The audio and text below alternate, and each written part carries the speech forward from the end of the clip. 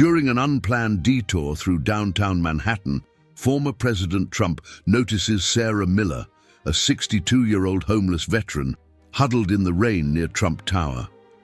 Her military jacket and the carefully protected American flag in her arms catch his attention.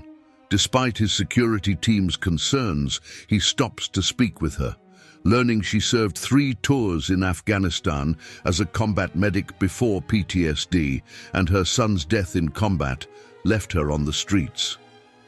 What happens next? Far from cameras and social media, reveals a side of Trump that even his critics never expected, leading to a chain of events that would change not just Sarah's life, but how America treats its forgotten heroes. Like and subscribe to follow this moving story about how a chance encounter between a former president and a homeless veteran sparked a national movement for change. The rain had been falling steadily for hours when Trump's motorcade made an unexpected turn due to construction on Fifth Avenue. Through the tinted windows of his limousine, he noticed a figure in a worn military jacket huddled under a building overhang near Trump Tower. "Stop the car," he said suddenly, surprising his security detail. Something about the military jacket and the way its wearer maintained a certain dignity despite their circumstances caught his attention. "Sir," his head of security protested, "we're not scheduled to—" "Just for a minute," Trump insisted, already opening his door before the car fully stopped. His security team scrambled to position themselves, well aware of their principal's tendency to make spontaneous decisions. Sarah Miller looked up as the former president approached, his own security scrambling to cover him with umbrellas. She started to stand. Old military habits die hard, but her arthritic knees protested. 20 years of military service, including 3 tours in Afghanistan, had taken their toll on her body. "Stay seated," Trump said, crouching down despite his suit. "That's a 10th Mountain Division patch. Afghanistan." "3 tours, sir," Sarah replied, her voice hoarse but maintaining military bearing despite her circumstances. 2002 to 2008. Combat medic. Lost count of how many lives we saved. And lost. Trump noticed she was clutching something. A folded American flag in a protective plastic bag, keeping it dry despite her own exposure to the rain. His expression changed as he recognized the significance of that carefully preserved triangle of stars and stripes. "My sons," she explained, seeing his gaze. "James, Marine Corps. He didn't make it back from his own tour in 2019. After that, the PTSD that I'd been fighting, well, things fell apart, missed too many days at work, lost my job at the hospital, then the apartment. The VA has a housing wait list, but—" She shrugged, the gesture speaking volumes about bureaucratic delays and systematic failures.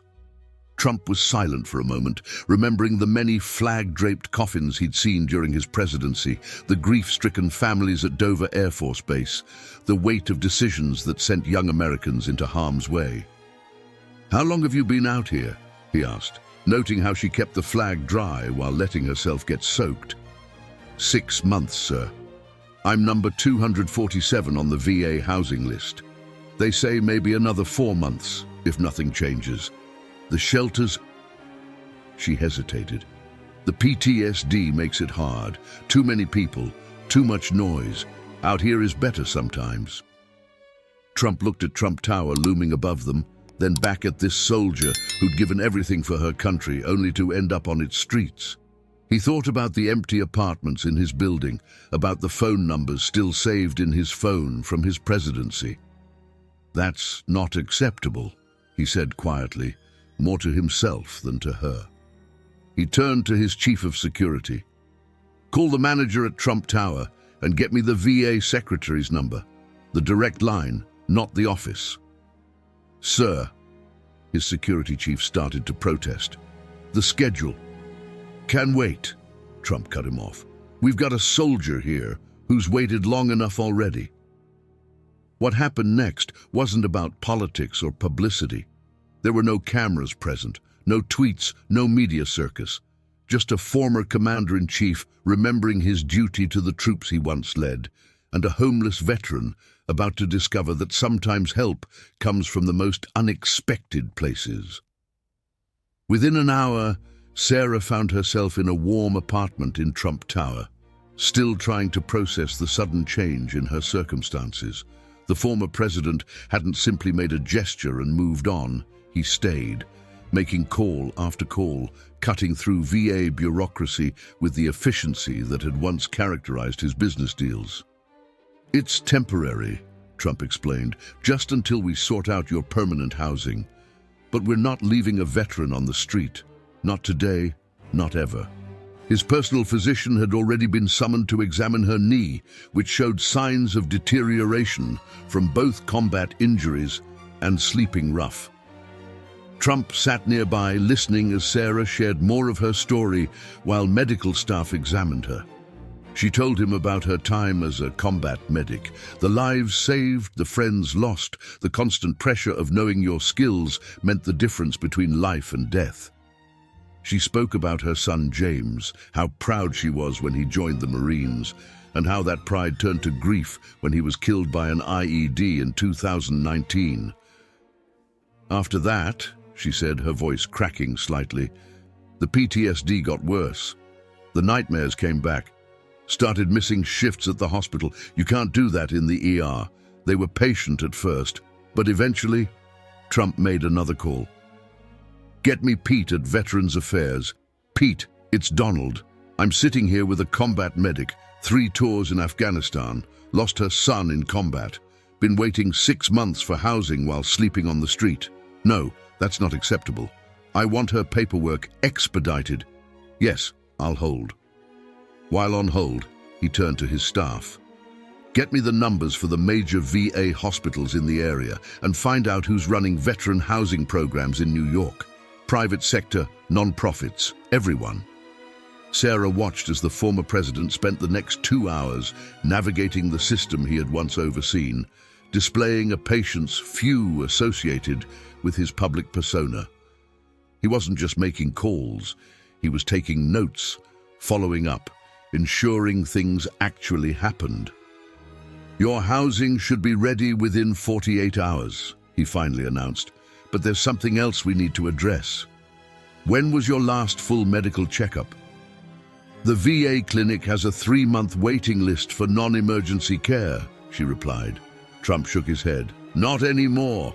My personal physician will oversee your care until we get everything sorted out properly. We take care of our veterans, or at least we're supposed to." As his security team made arrangements, Trump asked more about her son. Sarah showed him the flag again, along with a photo of James in his dress blues. "He was 23, she said softly. "Had his father's smile. My ex-husband passed when James was young, military family going back 3 generations." Trump looked at the photo for a long moment. "We're going to make sure his sacrifice is honored properly, and that his mother gets the care she deserves. This isn't charity, Sarah. This is our duty, my duty, to every soldier who served under our flag." He turned to his chief of staff. "Get me the Secretary of Defense's office and find out who's in charge of the Marine Corps Memorial Wall these days. James Miller's name deserves to be remembered."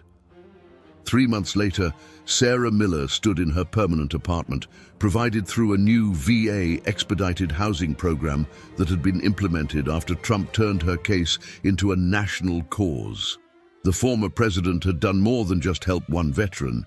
He'd used his influence to highlight the systemic issues facing homeless veterans across America. Her medical issues had been properly addressed: knee surgery, comprehensive PTSD treatment, and regular health care. But what really transformed her life was Trump's insistence that her skills shouldn't go to waste. "You're a combat medic," he had told her. "We need those skills, not just for you, but for all the young medics in training." He'd connected her with a veteran-owned medical training company, where she now worked teaching emergency medical skills to new military medics. Her experience and knowledge were finally being put to use again, and her story was inspiring others. In her living room, beside her son's flag, which now sat in a proper display case, was a memorial plaque from the Marine Corps.